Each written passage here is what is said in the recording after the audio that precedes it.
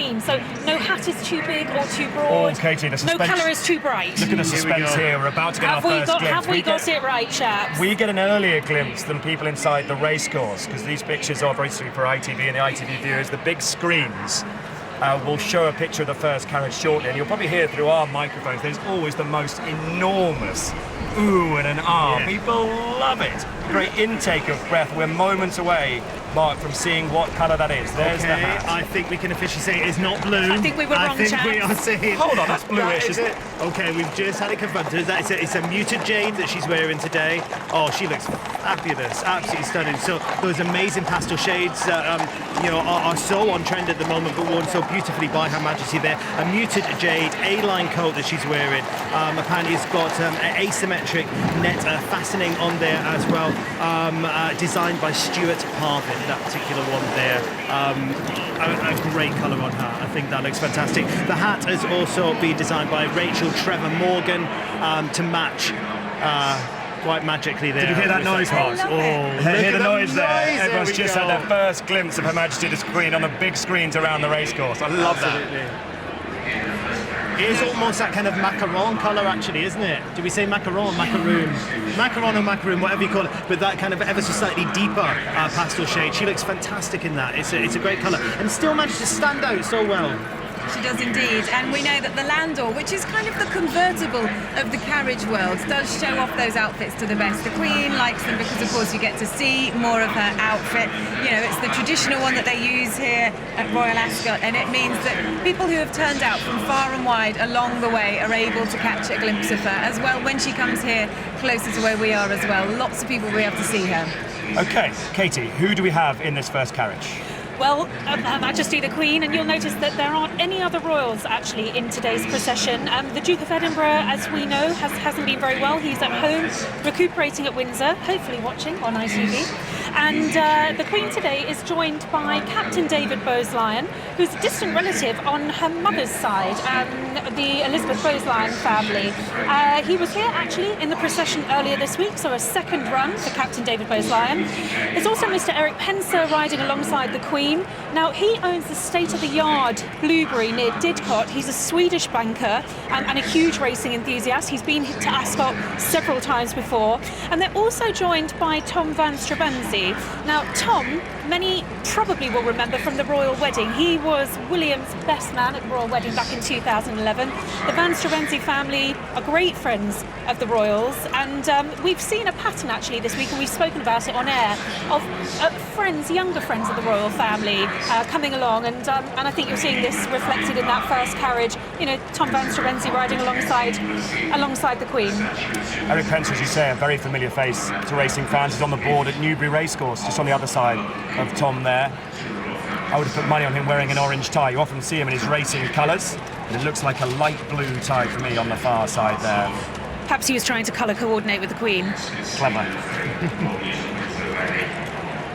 So that is carriage one, coming down the middle today. If you're watching the opening show this morning on ITV4 at 10 o'clock, you've heard Matt Chapman talking about where to go on the track.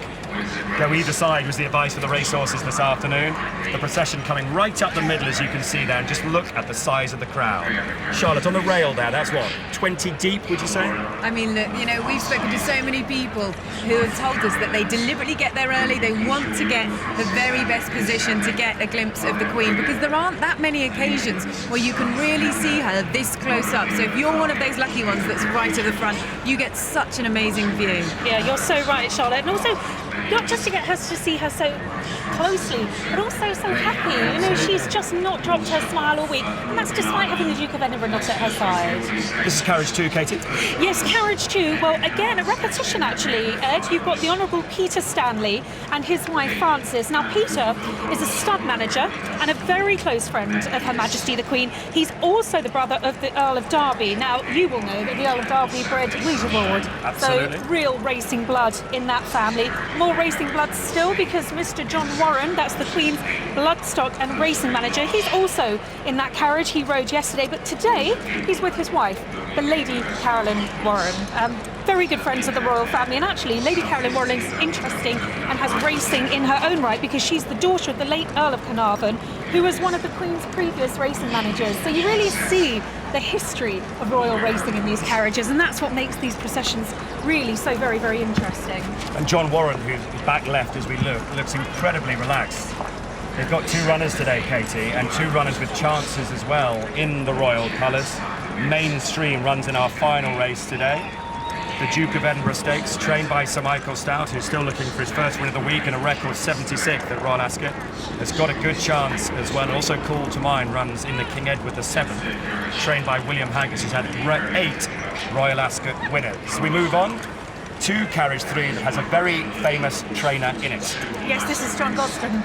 And you're quite right, he is a British racehorse trainer.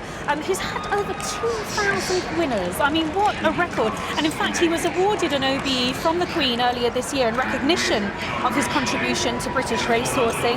And he's the son of the former trainer, Towser Gosden, so a lot of racing heritage there. And he's alongside his wife, Mrs. Rachel Hood, and she's a lawyer in her own right, but she's also a racehorse owner, and she's the chairwoman of the Racehorse Owners Association. So I wonder if anything other than horses is discussed over that dinner table. I tell you what was appropriate. The man on the left there giving the thumbs up. It was thumbs up from John Gosden yesterday.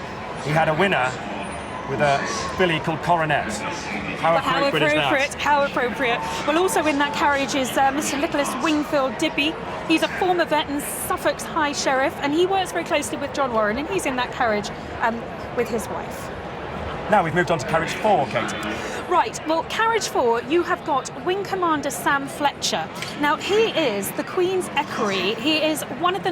There he is, the youngest chap in the carriage. You can see him smiling He's broadly. loving it. He is one of the nicest people in the royal household. He is charm personified, and how lovely that he is there as one of the Queen's guests today. He'll be absolutely tickled pink, and he looks it, doesn't he, to be riding in that 4th carriage alongside Captain David Bowes-Lyon's wife, Mrs. David Bowes-Lyon, and Mr. and Mrs. Butter. Now, they also made an appearance in the royal procession. I think it might have been yesterday. I'm losing track slightly, but they're very good friends of Her Majesty the Queen. And Charles Butter is the son of Lady Butter, one of her closest friends. So more and more friends every day of the week. Time for the national anthem.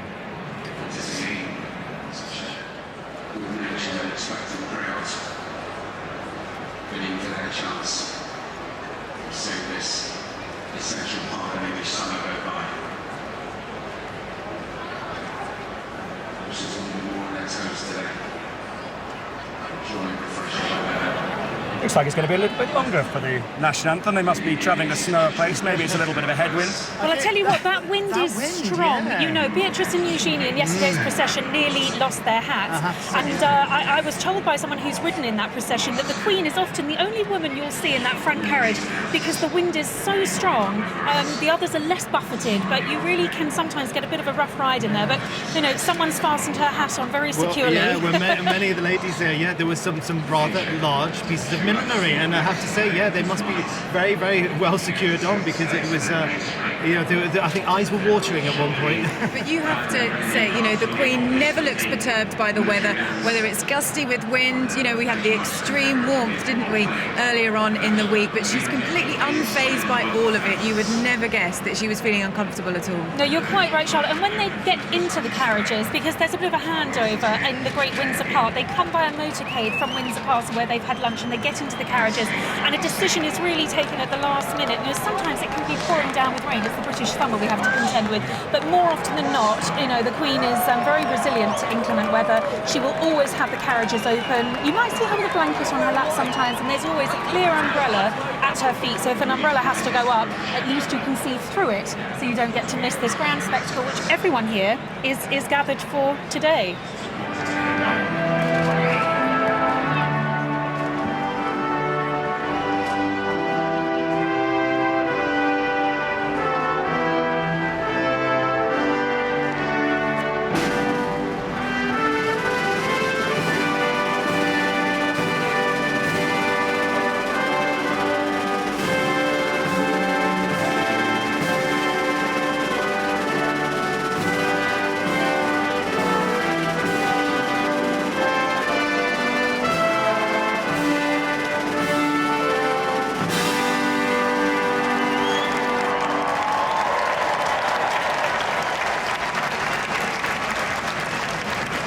The iconic pictures that signal the start of a day at Royal Ascot. And Katie, I've got two questions for you. Firstly, Her Majesty has a runner in the Duke of Edinburgh Stakes. You mentioned the Duke of Edinburgh might be watching this afternoon. We hope he's watching the racing on television this afternoon. I'm sure he will be. What's the update on his health? How is he? I'm told that he's in good spirits, he's up and about, he's recuperating at Windsor Castle. But let's not forget, the Duke is 96. No one's going to take any risks as far as his health is concerned. I think it was wonderful that he was here for the first day, if he could be here also for the last day. Fantastic. But otherwise, he'll just have to watch it from the comfort of Windsor Castle. And we do wish the Duke of Edinburgh a very swift and speedy recovery. And these are pictures that just show you the popularity of one, the royal family, two, Her Majesty the Queen, and three, Royal Ascot, and the success and the people who come here, especially for this. Plenty of people. Some people said to me this week, Charlotte, people are racing, they're here to see. To see the Queen. Amazing, isn't it? And I love the fact, we've got this sense of history, this tradition. The Queen has done this every single year since her coronation. She's been in the royal procession.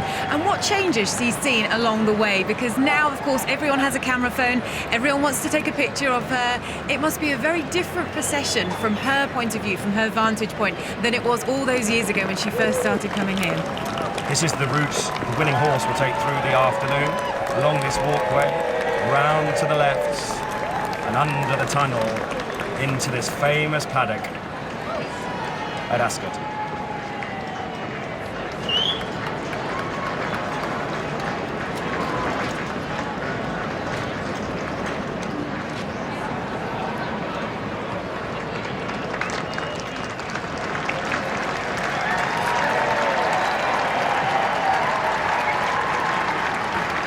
And through that tunnel there, she'll have gone past the honours board. 23 times the Queen has had winners at Royal Ascot. Will it be 24 today? And Katie, my second question to you, the colours, the royal colours, I think are just simply magnificent. What's the history behind them? Well, they're very regal, aren't they? Can't get more regal than purple and scarlet and red, the gold. But there is history to it as well, because the Queen has chosen to stick to the same racing colours that King Edward VII and King George IV had. So real history and heritage reflected in those colours. And of course, they stand out so easily. There are no mistaking the Queen's jockeys when you see them. Best tipsters yesterday were Hayley Turner and Charlotte Hawkins. Well, Wouldn't it be wonderful today? I do try. Wouldn't it be wonderful today if those colours, the royal colours, were in the winner's enclosure here? She would be so thrilled. And I mean, her grandson, Peter Phillips, has said of her, this is her passion and her life. She's here every year and she strives to have winners. That really does put a smile on her face. Here is Her Majesty just coming past us now, and this is where I feel particularly privileged to be in. As we were saying, people queue up for hours to see it, and They do. What an incredible view we have. The Queen going past us right at this moment, looking resplendent in that beautiful muted jade hat by Rachel Trevor Morgan and the Stuart Parvin coat as well. She also has a dress on underneath there as well, floral silk dress. It's shades of grey. It's got the muted jade in there as well, and dusky pink also. So I'm looking forward to seeing that when she steps out the carriage. How does the information happen, Mark, out of interest? How do we find out? We receive an email around a minute before, literally. Really? I see you furiously looking at furiously top looking, secret and until there the last minute. It's completely embargoed. It's all very exciting Well, stuff. it has to be It kept has top to be, secret yeah. because what's such a big thing at Ascot is Absolutely. betting on what the Queen's going to wear. You can't risk Indeed. any accusations of insider trading now. Absolutely, but yes, we wait with bated breath for the email to come through. Look at the Absolutely. different vantage points people are taking here, trying to get as high as they can to get a photograph of the royal procession. There is in previous days, in the grey tailcoat, as Johnny Weatherby, Her Majesty's representative at Ascot. Here is the reception line. Amongst them today, Guy Davison, the non-executive director of the board at Ascot, Jonathan Parker, who's the director of food and beverage here. And there's so much variety in that. You've been sampling plenty of that, you two, on the fashion team. That's all part of the job, you Food and understand. beverage variety as well, yeah. But what an honour for the officials at Ascot to receive the Queen and to get a chance just to have a quick word with her. Must be a very special occasion. You know, the Queen meets hundreds and thousands of people, and yet for each individual she meets, that might be a life-defining moment. I don't think you ever forget the moment you meet the Queen. Yes, that is Lady Selina Carter there, the chair of the stewards panel, in conversation with Her Majesty. And very quickly, Her Majesty will turn her attention to the racing this afternoon. And there's some great names today. We've got Snowflakes running in the first. In fact, we've got full sisters to both the Guineas winners in this country. And Her Majesty will know all about that, won't she, Katie? Her knowledge of the sport is absolutely phenomenal. It's